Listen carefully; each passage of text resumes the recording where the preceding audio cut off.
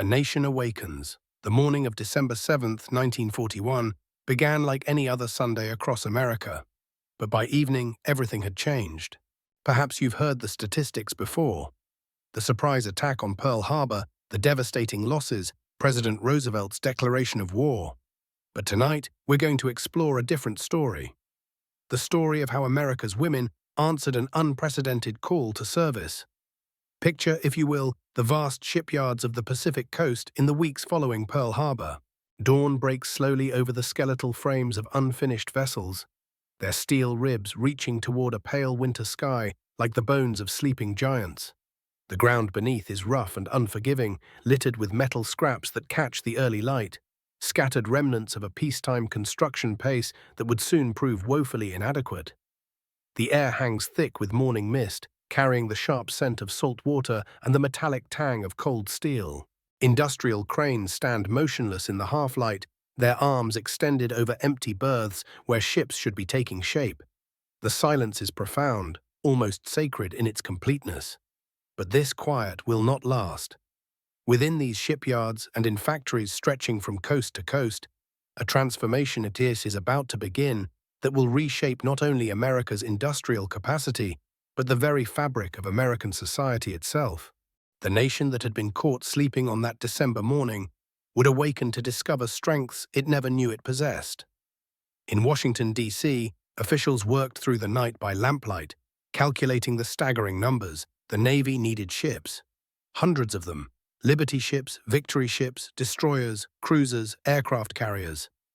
The Army Air Forces required aircraft in quantities that seemed almost fantastical.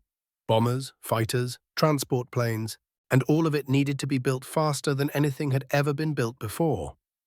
The mathematics were daunting. Current production rates would never suffice. Even if every existing factory worker doubled their output, even if every shift ran around the clock, the numbers simply didn't add up. Something revolutionary would be required, something that had never been attempted on such a scale in human history. That something was already stirring in the minds of planners and propagandists, industrialists and government officials. If the existing workforce couldn't meet the demand, then the workforce would have to expand. And in 1942, America, that meant looking beyond the traditional boundaries of who could and should work in heavy industry. Across the country, in small towns and big cities, women were going about their Sunday routines unaware that their lives were about to change forever. They were tending victory gardens that didn't yet exist, writing letters to sweethearts who would soon ship overseas, and listening to radio programs that would shortly be interrupted by recruitment appeals unlike anything they'd ever heard. The stage was set for one of the most remarkable social transformations in American history. The industrial awakening that began in those misty shipyards would soon echo through every factory, every assembly line, every production facility in the nation. And at the heart of it all would be women, millions of them, ready to prove that they could build the arsenal of democracy with their own hands. The call to Rosie. The posters appeared almost overnight. Bold, colorful images that seemed to leap from factory walls and recruitment office windows. "We can do it," proclaimed one, featuring a woman in work clothes with a determined expression and a flexed bicep.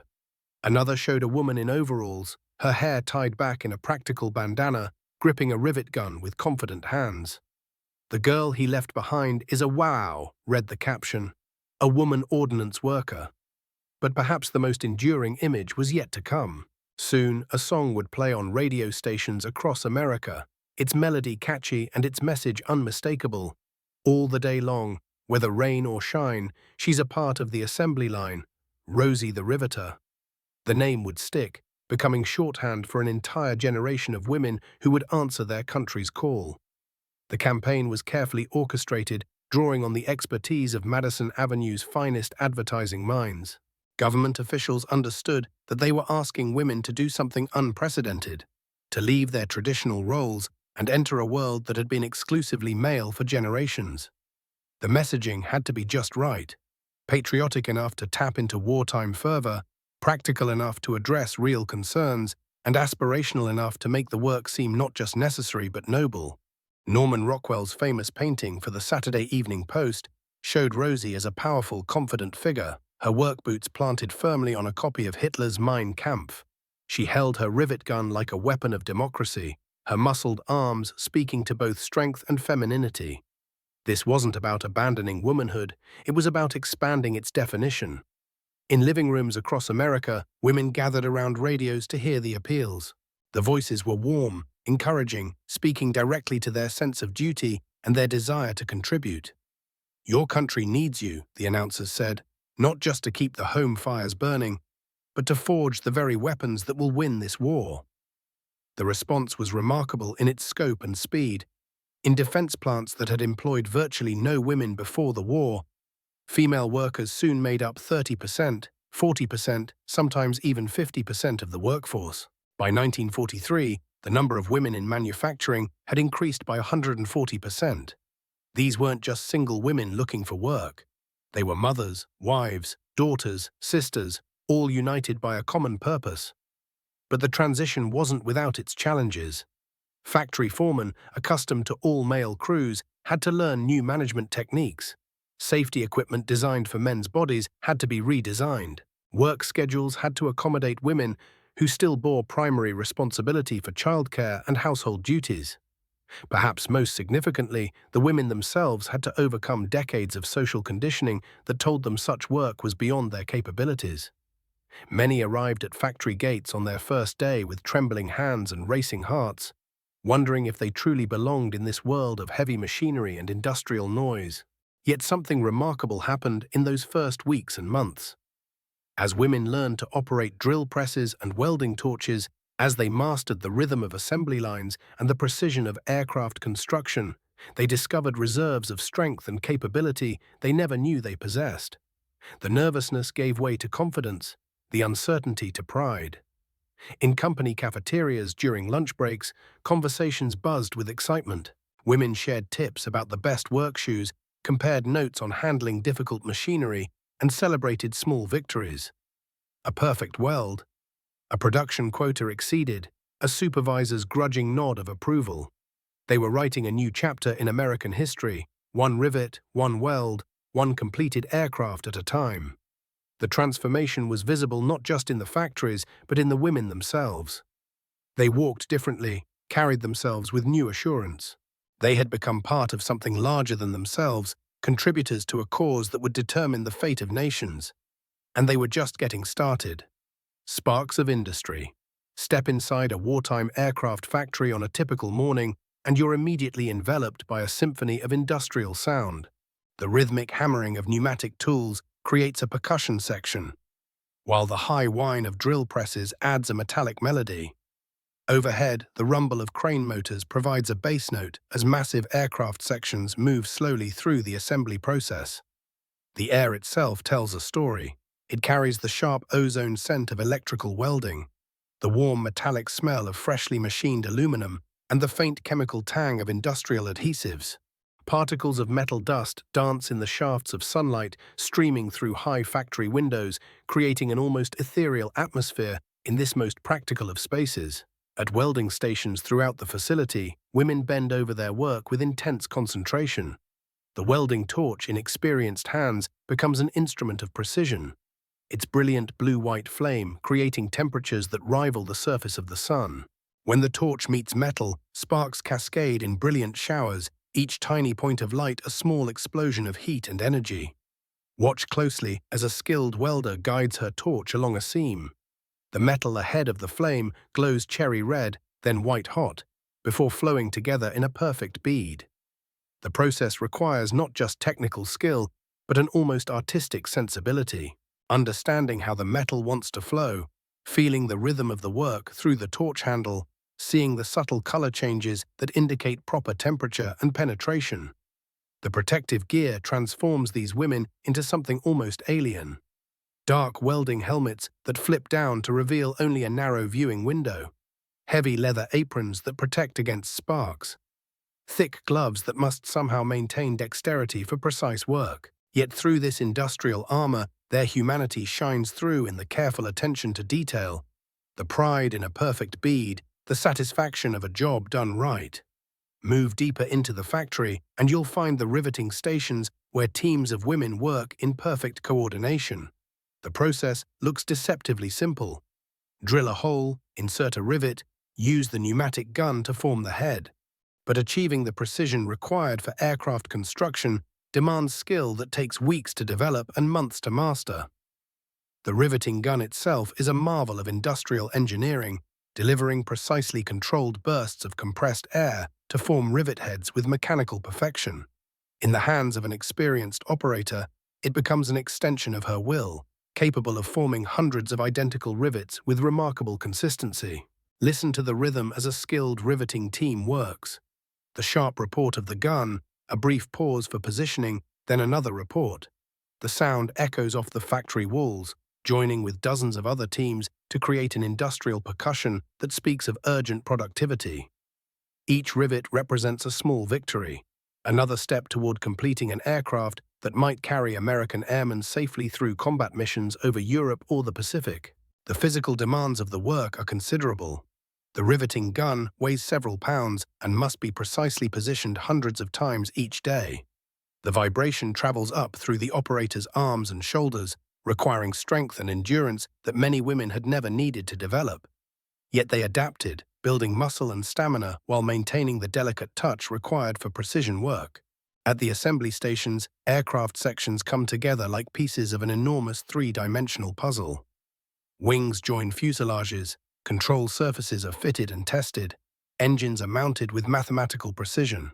The women working these stations must read complex blueprints, understand intricate mechanical relationships, and maintain tolerances measured in thousandths of an inch. The scale of the work is breathtaking. A single B-24 Liberator bomber contains more than 450,000 individual parts, each one manufactured to exacting specifications, each one critical to the aircraft's performance and the survival of its crew. Multiply that by the thousands of aircraft rolling off American production lines each month, and the magnitude of the achievement becomes almost incomprehensible. Yet it's not just the numbers that impress, it's the quality. American aircraft built by these women and their colleagues would prove themselves in combat from the Aleutian Islands to North Africa, from the skies over Germany to the vast expanses of the Pacific. The rivets they set, the welds they made, the assemblies they completed would carry American airmen through some of the most demanding conditions ever faced in warfare. As the day progresses, the factory floor becomes a landscape of focused energy. Sparks continue to fly from welding stations, rivet guns maintain their steady rhythm, and slowly, methodically, aircraft take shape. Each woman has found her place in this industrial orchestra, contributing her unique skills to a symphony of production that would help determine the outcome of the war. Hand, blueprints and dreams. In the quieter corners of the factory, away from the dramatic sparks and thunderous riveting guns, another kind of precision work unfolds. Here, under the steady glow of overhead lamps, women bend over large drafting tables where blueprints spread like paper landscapes, their white surfaces marked with the precise language of engineering. The blueprint table becomes a world unto itself. Technical drawings reveal the hidden complexity of seemingly simple aircraft components. A wing section that appears straightforward from the outside proves to contain dozens of internal structures, each one carefully designed to bear specific loads and stresses. The paper itself has a particular feel, heavy, substantial, with lines that have been drawn and redrawn as engineers refined their designs. Learning to read these technical drawings requires developing an almost three-dimensional imagination. The women studying them must visualize how flat, two-dimensional representations translate into real, physical objects. They learn to interpret the symbolic language of engineering, the different line weights that indicate various features, the cross-sectional views that reveal internal structures, the precise dimensions that specify exactly how each component must be manufactured. Watch as an experienced blueprint reader traces her finger along a complex assembly drawing, following the path of a control cable from the cockpit to a wing surface. She can see, in her mind's eye, how the cable will route through bulkheads and around structural members, how it will connect to pulleys and bell cranks to transmit the pilot's control inputs to the aircraft's control surfaces. This mental visualization is a skill that combines technical training with spatial intelligence, and many women discover they have a natural aptitude for it. The tools of this trade are precise and purposeful. Mechanical pencils maintain consistent line weights, while various rulers and curves help create accurate drawings. Dividers step off distances with mathematical precision, and triangles ensure that angles are exactly what they need to be. Each tool has its place, arranged with the kind of order that reflects the precision required in the work itself. Problem-solving becomes a daily exercise in creative engineering. When a component doesn't fit as expected, when tolerances stack up in unexpected ways, when field modifications require design changes, these women must think through solutions that balance competing requirements. They might need to strengthen a part without adding weight, route a cable around a new obstacle, or modify a mounting bracket to accommodate a different engine variant. The collaborative nature of this work creates its own rhythm. Small groups gather around blueprint tables, discussing potential solutions to technical challenges. Voices are quieter here than on the factory floor, but the intensity is just as focused. Ideas are sketched quickly on scratch paper. Dimensions are calculated and recalculated, and gradually solutions emerge that satisfy all the competing requirements. Innovation flourishes in these technical discussions. Women who might never have considered themselves inventors find themselves proposing improvements to existing designs, suggesting more efficient manufacturing methods, or identifying potential problems before they occur in production. Their fresh perspectives, unburdened by years of "that's how we've always done it," often lead to breakthrough solutions. The precision required in this work is extraordinary. Dimensions are specified to thousandths of an inch, angles to fractions of degrees. A wing spar that's even slightly out of specification might fail under the stresses of combat maneuvering. A control surface that's improperly balanced might create dangerous handling characteristics. The women working with these blueprints understand that their attention to detail directly impacts the safety of the airmen who will fly these aircraft. Quality control becomes a shared responsibility. Multiple sets of eyes review each drawing, checking dimensions, verifying that all components will fit together properly, ensuring that manufacturing requirements are clearly specified. The review process is methodical and thorough, with each checker adding her initials to indicate that she has verified the accuracy of specific aspects of the design. As evening approaches and the factory floor begins to quiet, these technical specialists often continue working under their focused pool of lamplight. The blueprints spread before them represent more than just technical drawings. They are the foundation upon which America's air power is being built. Each line, each dimension, each carefully specified detail contributes to aircraft that will carry the fight to the enemy. The women working in these technical roles understand that they are part of something larger than individual aircraft production. They are helping to create the technological advantage that will enable American forces to prevail in a conflict that spans the globe. Their precision, their attention to detail, their innovative thinking all contribute to maintaining America's edge in the most technologically demanding war in human history. In the quiet concentration of the blueprint room, dreams take shape in the precise language of engineering, translated into reality through the skilled hands of women who have discovered capabilities they never knew they possessed. The rhythm of the rivet, There's something almost hypnotic about watching a master riveter at work. The pneumatic gun rises and falls in a steady rhythm, each strike precisely timed, each rivet formed with mechanical perfection. In the hands of an experienced operator, the tool becomes an extension of her body, responding to subtle shifts in pressure and position with the fluidity of a dancer's movement. The sound itself becomes a language. The sharp, authoritative report of a properly set rivet has a distinctly different tone from one that's been improperly formed. Experienced riveters can hear the difference immediately, adjusting their technique without conscious thought. The gun speaks to them, telling them when the rivet is perfectly mushroomed, when the joint is tight and secure, when another aircraft component is ready to bear the stresses of flight. Watch the preparation that precedes each rivet. The hole must be perfectly aligned, drilled to precise specifications, free of burrs or irregularities that might compromise the joint's integrity. The rivet itself is selected from carefully sorted bins, each size and type designated for specific applications. The backing plate must be positioned exactly, providing the solid surface against which the rivet head will form. The physical technique requires both strength and finesse. The operator must maintain steady pressure while the gun delivers its rapid-fire bursts of compressed air, yet be sensitive enough to stop at precisely the right moment when the rivet head has formed properly. Too little pressure, and the rivet remains loose. Too much, and the metal can be damaged or distorted. Teams develop their own working rhythms, with each member understanding her role in the larger process.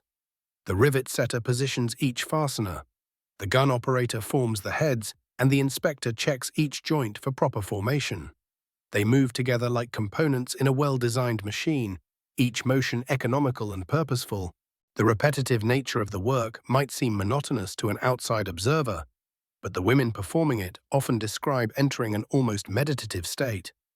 The rhythm becomes automatic, freeing their minds to focus on quality, on the subtle variations that distinguish excellent work from merely adequate work. They take pride in their consistency, in their ability to produce hundreds of identical, perfect rivets hour after hour. Physical conditioning becomes part of the job. The constant vibration from pneumatic tools requires strong hands and forearms. The need to maintain precise control for hours at a time builds endurance in muscles that many women had never developed. They learn to position their bodies efficiently, to distribute the physical stresses of the work, to maintain their energy throughout long shifts. The camaraderie among riveting teams creates its own support system. Experienced workers mentor newcomers, sharing techniques that can only be learned through practice. They develop their own shorthand communication, able to coordinate complex operations with minimal verbal instruction. The shared challenge of meeting production quotas while maintaining quality standards bonds them together in common purpose. Quality becomes a personal signature. Each riveter takes pride in her work, knowing that her rivets will be subjected to stresses that could mean life or death for air crews. They understand that a properly formed rivet joint is actually stronger than the surrounding metal, that their work contributes directly to the structural integrity of the aircraft. This knowledge transforms repetitive work into something meaningful and important. The production numbers are staggering. A single aircraft might require thousands of rivets, each one individually set by hand.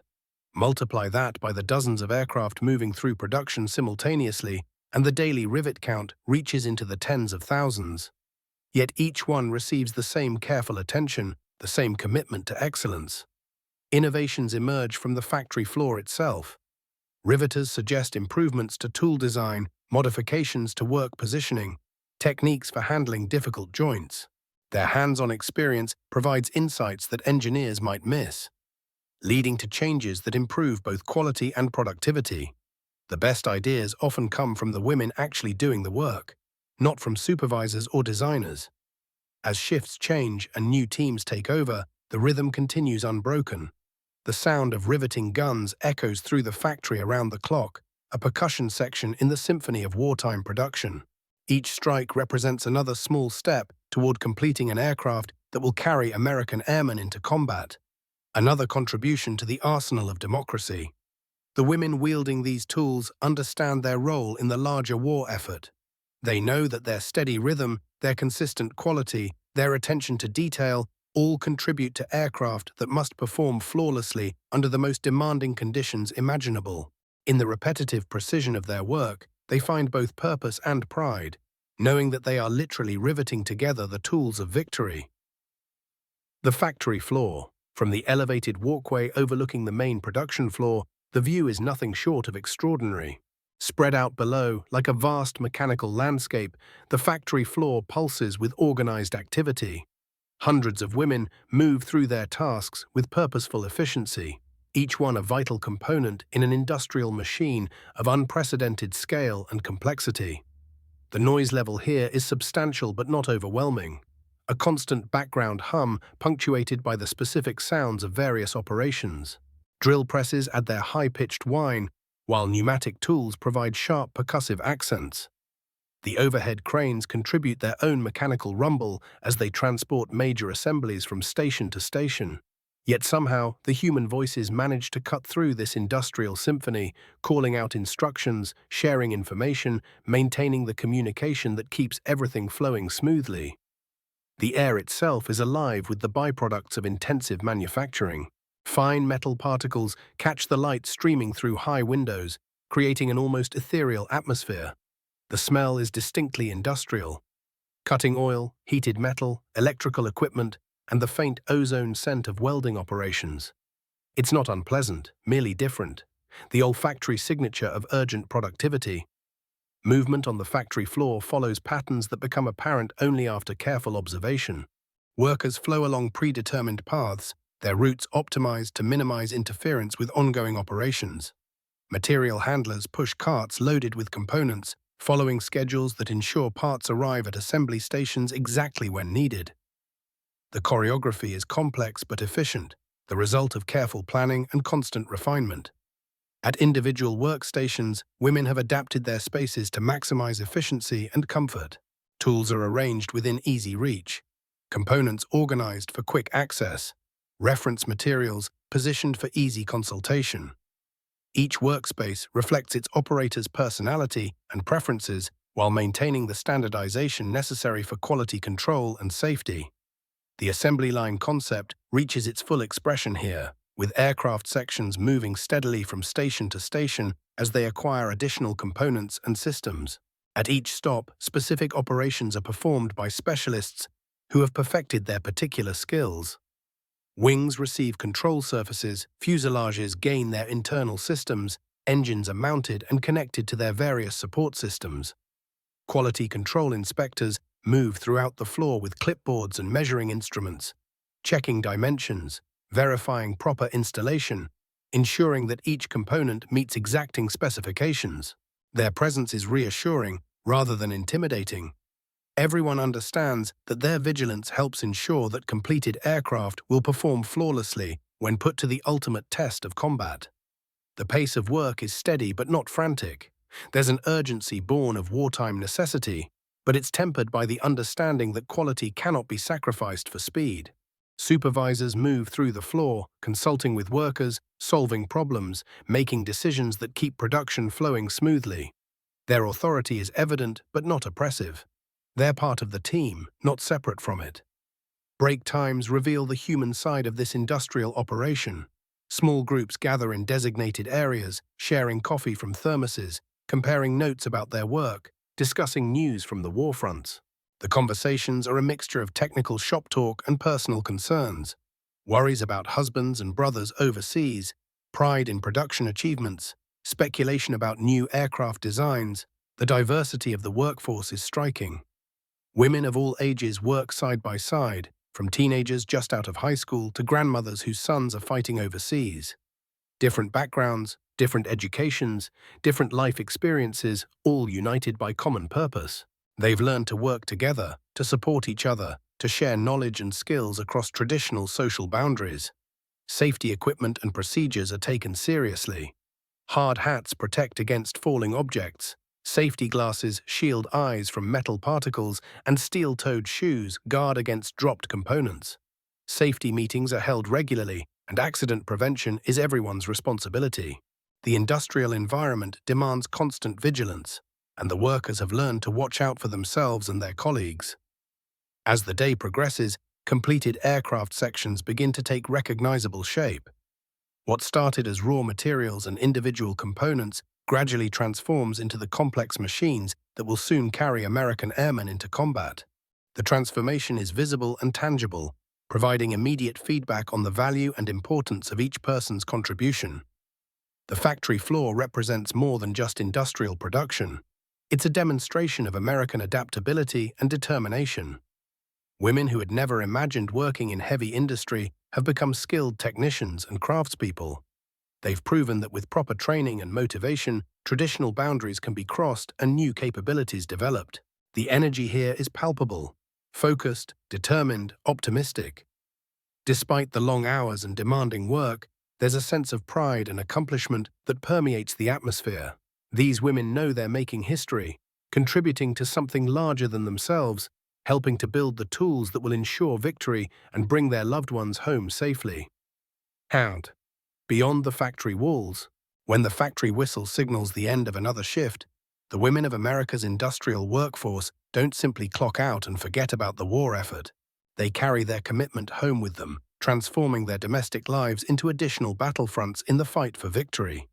The war has blurred the traditional boundaries between work and home, between public service and private responsibility. Step into the backyard of a typical worker's home, and you'll discover a victory garden that represents both practical necessity and patriotic duty. These small plots of cultivated ground have become symbols of self-sufficiency and contribution to the war effort. The soil, carefully prepared and tended, supports rows of vegetables that will reduce the family's dependence on rationed goods while freeing up commercial food production for military use. The garden itself tells a story of adaptation and learning. Many of these women had never grown their own food before, but they've taught themselves through government pamphlets, neighborhood sharing of knowledge, and simple trial and error. Tomato plants climb wooden stakes fashioned from scrap lumber, while bean vines wind around strings stretched between posts. Lettuce and radishes provide quick-growing satisfaction, while root vegetables promise sustenance for the winter months ahead. The tools of gardening have taken on new significance. A well-maintained hoe becomes as important as any factory instrument, while a watering can serves the war effort as surely as a rivet gun. Seeds are saved and shared among neighbors, creating networks of mutual support that strengthen entire communities. The act of gardening itself becomes a form of meditation, a peaceful counterpoint to the intensity of factory work. Canning and preserving food has evolved from traditional domestic skill to wartime necessity. Kitchen counters display rows of glass jars filled with the colorful bounty of victory gardens. Green beans, tomatoes, peaches, and pickles that will provide nutrition and variety during the winter months. The process requires careful attention to sterilization and sealing, skills that parallel the precision required in aircraft manufacturing. Rationing has transformed shopping from a routine chore into an exercise in strategic planning. Ration books, with their carefully managed stamps for sugar, meat, gasoline, and other essential commodities, require the same kind of detailed planning that goes into factory production schedules. Women learn to substitute ingredients, to make satisfying meals from limited resources, to find creative ways to maintain family nutrition and morale despite shortages. The evening hours often find these women gathered around kitchen tables, writing letters to sons, husbands, brothers, and sweethearts serving overseas. The act of letter writing becomes a bridge between the home front and the fighting fronts, a way to maintain emotional connections across vast distances and dangerous circumstances. Each letter carries news of home, expressions of love and support, and updates on the war production effort. The stationery itself has become precious. Good paper is increasingly difficult to find, and every sheet must be used efficiently. Handwriting, perhaps neglected in recent years, becomes important again as a means of personal communication. The letters often include small mementos, pressed flowers from the victory garden, photographs of family gatherings, newspaper clippings about local war production achievements. Reading the newspaper has become a daily ritual fraught with both hope and anxiety. The headlines bring news from fighting fronts around the world, while the casualty lists carry the constant fear that a familiar name might appear. Women scan the war production reports with professional interest, comparing their own factory's achievements with those of plants in other cities. The newspaper connects them to the larger war effort while reminding them of its ultimate human cost. Radio programming provides both information and escapism. War news broadcasts are followed religiously, but entertainment programs offer necessary relief from the constant stress of wartime life. Popular songs carry themes of separation and reunion, of love transcending distance, of hope for a better future. The radio becomes a companion during evening hours, filling homes with voices that provide comfort and connection. Community involvement has intensified during the war years. Women organize scrap metal drives, collecting everything from old pots and pans to discarded automobile parts that can be recycled into military equipment. They coordinate blood donation campaigns, recognizing that their blood might literally save the lives of wounded servicemen. Church and civic organizations focus their efforts on supporting the war effort through various volunteer activities. The social fabric of neighborhoods has strengthened as women share the common experience of contributing to the war effort. They exchange information about factory jobs, share childcare responsibilities, and provide emotional support during difficult times. The traditional isolation of domestic life has given way to a more connected, mutually supportive community structure. Evening entertainment often centers around activities that support the war effort. Women gather to knit socks and scarves for servicemen, their needles clicking in rhythm as they share news and concerns. The simple act of creating something useful for soldiers provides a tangible connection to the fighting fronts, a way to express care and support through practical action. These domestic war efforts represent more than just additional contributions to victory. They demonstrate how completely the war has transformed American life. The boundaries between military and civilian, between public and private, between work and home have all shifted. Women have discovered that they can serve their country in multiple ways simultaneously, that their capabilities extend far beyond traditional expectations. Hack, letters, and headlines. In the quiet hours after dinner, when the dishes are washed and put away, many women settle into their most personal contribution to the war effort, the writing of letters. At kitchen tables across America, under the warm glow of table lamps, they bend over sheets of precious stationery, fountain pens moving steadily across the page as they craft messages that will travel thousands of miles to reach loved ones in harm's way. The letter-writing station becomes a sacred space. A wooden desk, perhaps inherited from parents or grandparents, holds the essential tools of correspondence.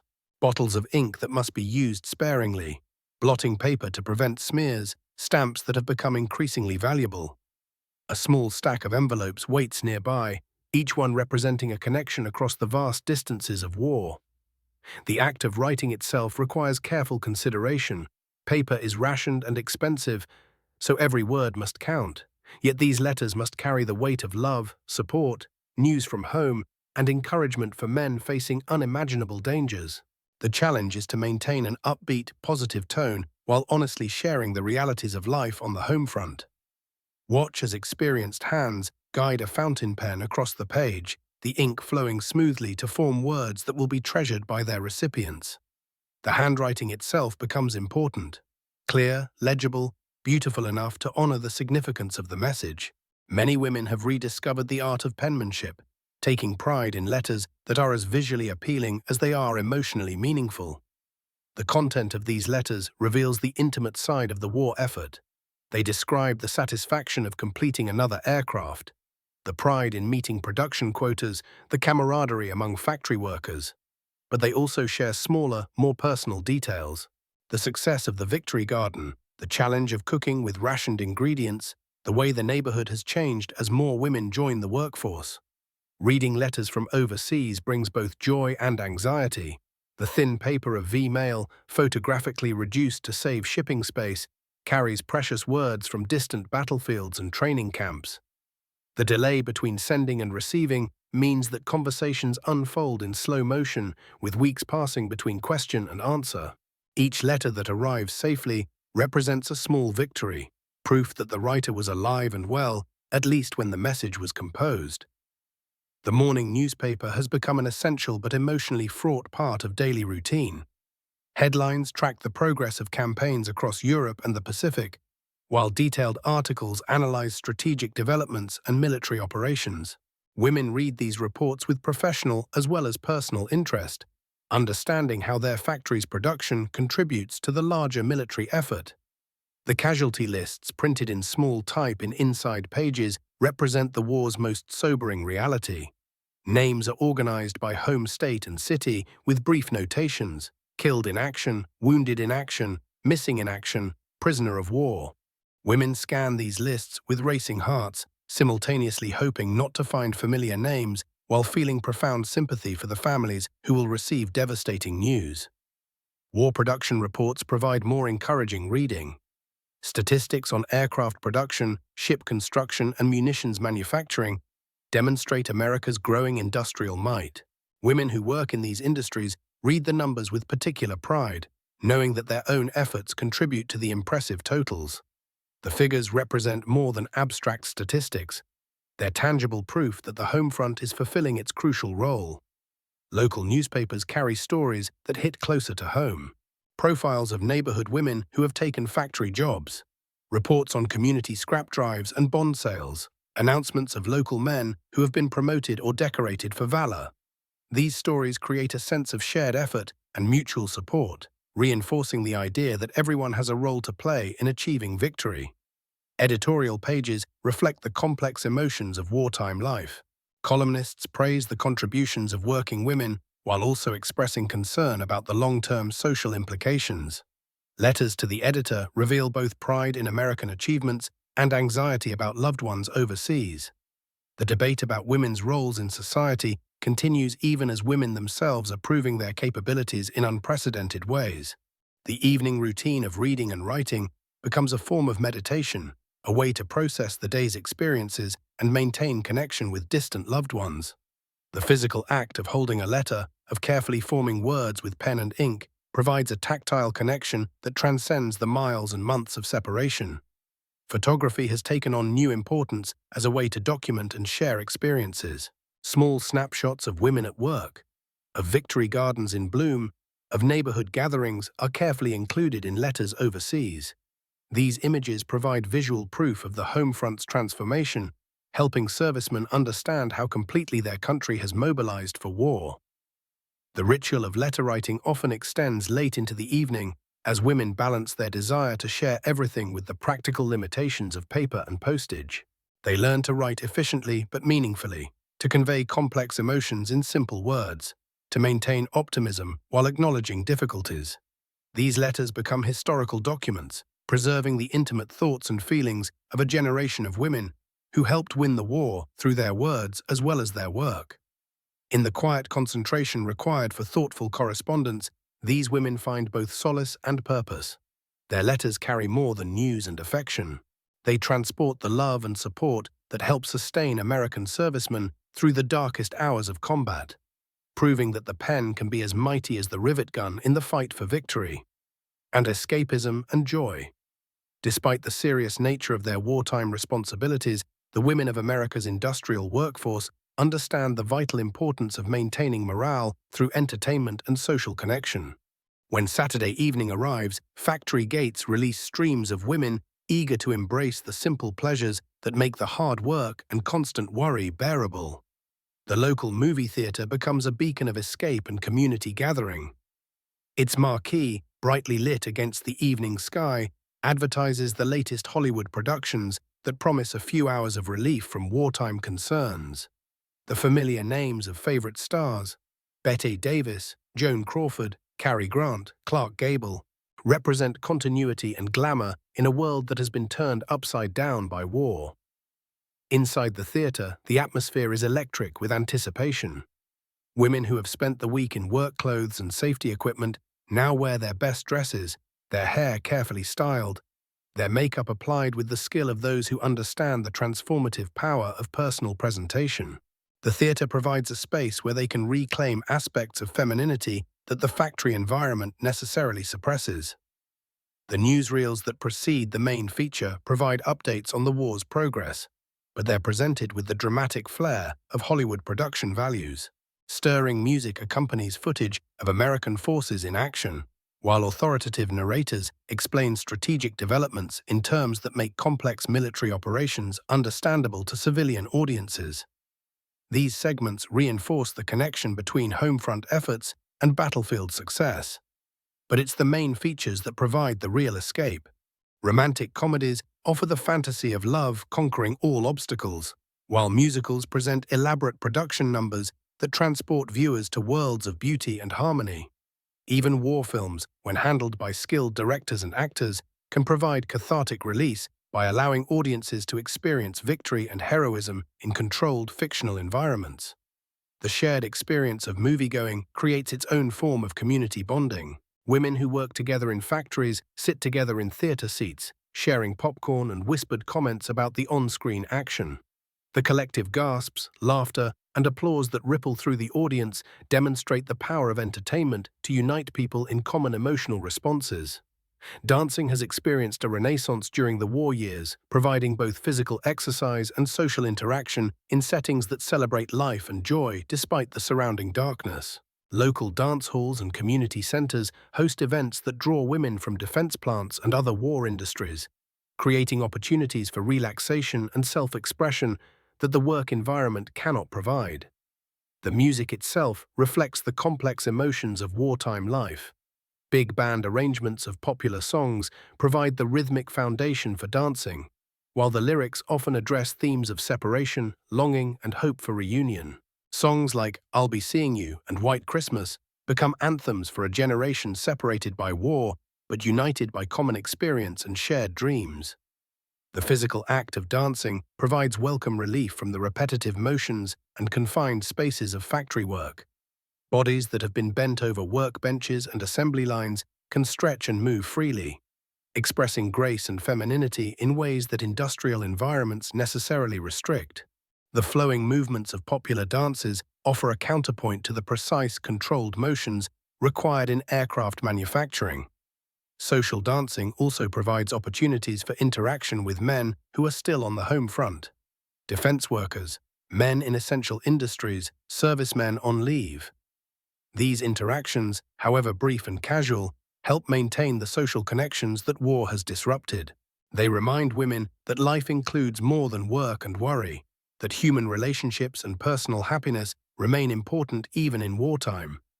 The fashion and beauty industries have adapted to wartime conditions while still providing the products and services that help women maintain their sense of personal style. Cosmetics companies advertise their products as essential to morale, arguing that looking good helps women feel confident and capable in their new roles. Hairstylists develop new techniques that work with safety requirements while still allowing for attractive feminine appearances. Radio programming provides a constant soundtrack for both work and leisure activities. Popular music shows feature the latest hits performed by famous orchestras and vocalists, while variety programs offer comedy sketches and celebrity interviews that provide light-hearted relief from serious news broadcasts. The radio becomes a companion that follows women from factory floor to kitchen table to evening relaxation. Community social events have multiplied during the war years as neighborhoods organize activities that boost morale while supporting the war effort.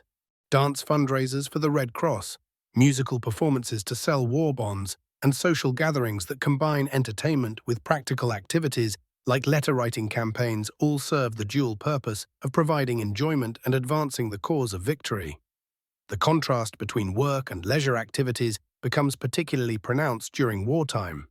The same hands that operate precision machinery during the day might play piano or knit intricate patterns in the evening. The minds that focus on technical specifications and production quotas can also lose themselves in romantic novels or popular magazines that offer glimpses of fashion, beauty, and domestic life.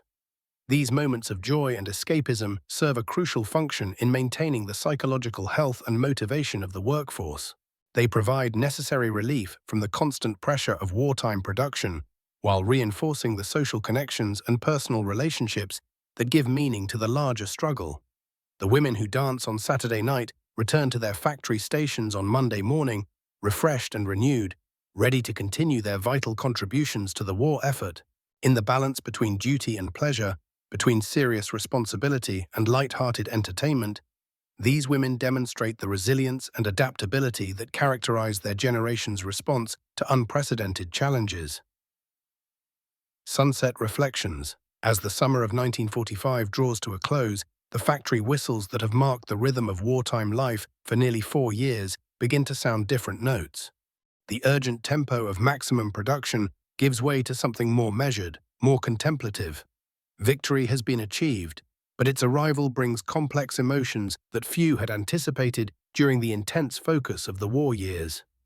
The sunset over the aircraft factory paints the sky in shades of orange, pink, and deep purple, casting long shadows across the production floor that will soon fall silent. The massive cranes stand motionless now, their work largely complete. The skeletal frameworks that once supported aircraft under construction have been cleared away, leaving vast open spaces that echo with the ghosts of intense activity. For the women who have spent these transformative years building the arsenal of democracy, the war's end brings a mixture of relief, pride, and uncertainty. They have proven capabilities they never knew they possessed, developed skills they never imagined needing, and contributed to a victory that seemed uncertain during those dark early days of 1942. Yet the future remains unclear, filled with questions about their place in a peacetime society. The statistics tell part of the story. Millions of women who entered the workforce during the war years, production numbers that exceeded all pre-war estimates, aircraft and ships that helped turn the tide of global conflict. But numbers cannot capture the personal transformations that occurred in factories and shipyards across America. The individual stories of growth, discovery and empowerment that multiplied into a social revolution. Many of these women will return to traditional domestic roles, some by choice and others by economic necessity, as returning servicemen reclaim their jobs. Yet they carry with them the knowledge that they are capable of far more than society had previously assumed. They have operated complex machinery, read technical blueprints, solved engineering problems, and maintained quality standards under intense pressure. These experiences cannot be erased or forgotten. The skills they have developed will find new applications in peacetime. The precision required for aircraft riveting translates well to other forms of manufacturing. The ability to read blueprints and understand technical specifications opens doors to careers in engineering and design. The leadership experience gained on factory floors prepares them for supervisory roles in whatever fields they choose to enter. The social connections forged during these intense years will endure long after the factories have retooled for peacetime production. Friendships built over shared challenges and common purpose have created networks of mutual support that extend far beyond the workplace. These women have learned to rely on each other, to share knowledge and resources, to work together toward common goals. The broader impact on American society will unfold over the coming decades. The demonstration that women can perform men's work effectively has challenged assumptions about gender roles and capabilities that had persisted for generations. While the immediate post-war period may see a temporary return to traditional patterns, the seeds of future change have been planted in the factories and shipyards of the home front. The children of these women will grow up with different expectations about what is possible. Daughters who watched their mothers operate drill presses and welding torches will approach their own career choices with expanded horizons. Sons who saw women as capable colleagues and supervisors will bring different attitudes to their own workplace relationships. The factory floor, now quiet in the gathering dusk, bears witness to an extraordinary chapter in American history. The tools have been cleaned and stored, the workbenches cleared, the assembly lines shut down. But the legacy of what happened here extends far beyond the physical artifacts of production. It lives in the memories and experiences of the women who answered their country's call and discovered their own strength in the process. The war that began with a surprise attack on a peaceful Sunday morning has ended with America transformed. The nation that emerged victorious is different from the one that entered the conflict. More confident in its industrial capabilities, more aware of its human resources, more open to possibilities that had seemed impossible just a few years earlier. As the last light fades from the factory windows and darkness settles over the now quiet production floor, the story of Rosie the Riveter enters history. But it is not an ending. It is a beginning. The women who built the weapons of war have also constructed the foundation for a different kind of future. One in which their daughters and granddaughters will have opportunities that were unimaginable before the day when America's women rolled up their sleeves and proved that they could do it. The sunset may mark the end of this particular chapter, but the dawn that follows will illuminate a world forever changed by the women who answered when their country called, who found strength they didn't know they had, and who built victory with their own hands. One rivet, one weld, one completed aircraft at a time.